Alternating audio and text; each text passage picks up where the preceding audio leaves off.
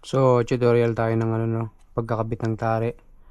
So, ito yung gagamitin natin na tari. So, mag-ingat po tayo kasi medyo matalim to. Ayan. Ito yung gagamitin natin na kahoy, So, ayan. So, mag-start na po tayo. Napakasimple lang po. So, mag-ikot sa taas.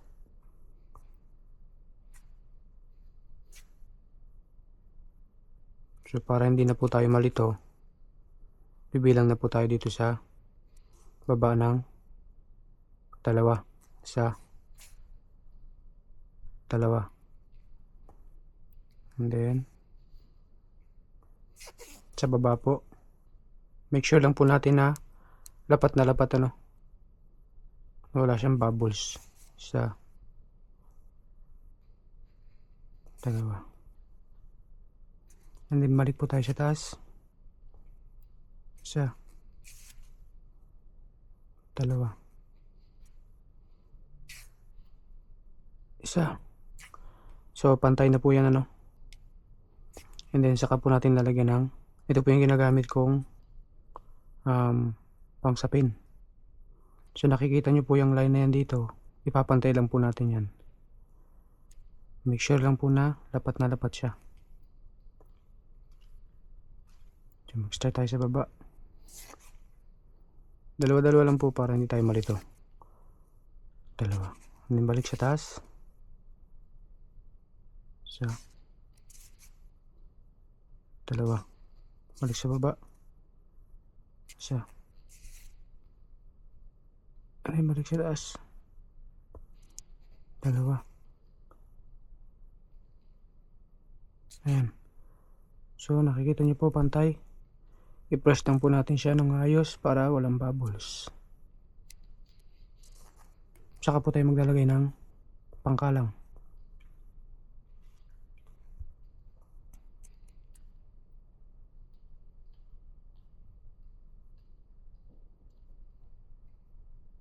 Make sure lang po natin na hindi siya didikit sa tahid. Lagyan natin siya ng konti. Ayan. Make sure lapat na lapat. So, set aside natin. Make sure po na maglalagay tayo ng safety. Ayan.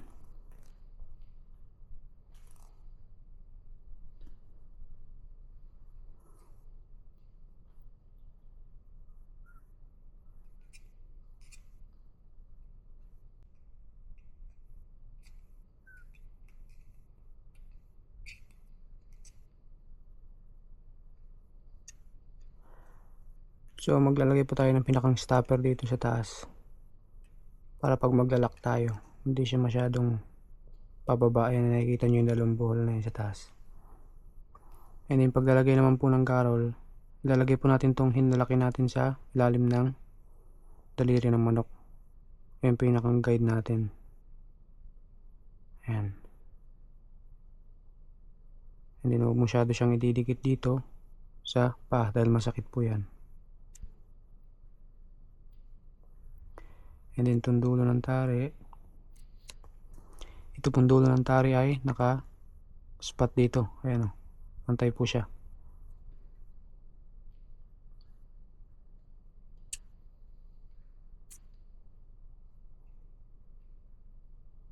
Mag-start po tayo sa baba ng 10.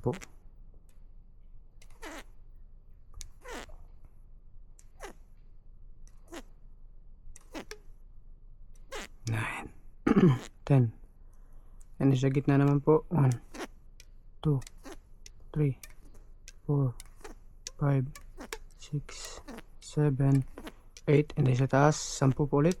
1, 2, 3, 4, 5, 6, 7, 8, 9, 10.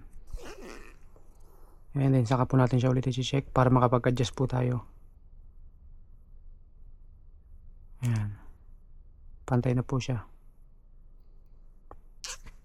And then, saka po tayo 10 po ulit dito sa baba. 1, 2, 3, 4, 5, 6, 7, 8, 9, 10.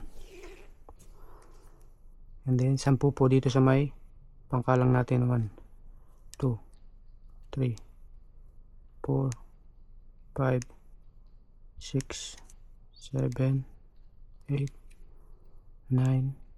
Dito na po yung pang 10. Ilalak na po natin siya sa dulo ng garol. Then ikot. Isa. Dalawa. Lock dito. And then ikot ulit. Lock ulit sa taas ng garol. And then sa baba na po tayo. 10 ulit. 1, 2, 3, 4, 5, 6,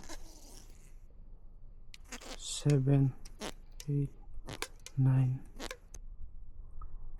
1, 2, 3, 4, 5,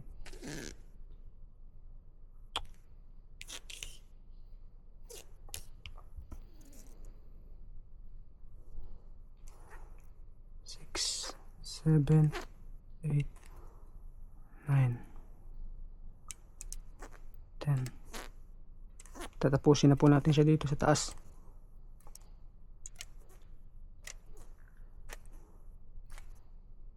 Ayan.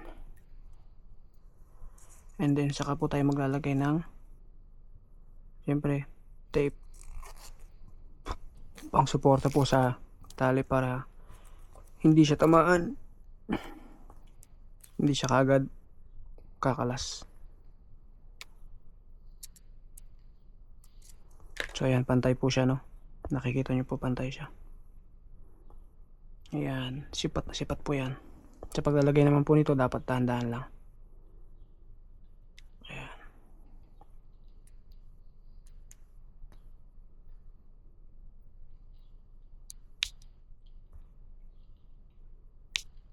Ayan, perfect. Okay na po siya, lapat na lapat po siya.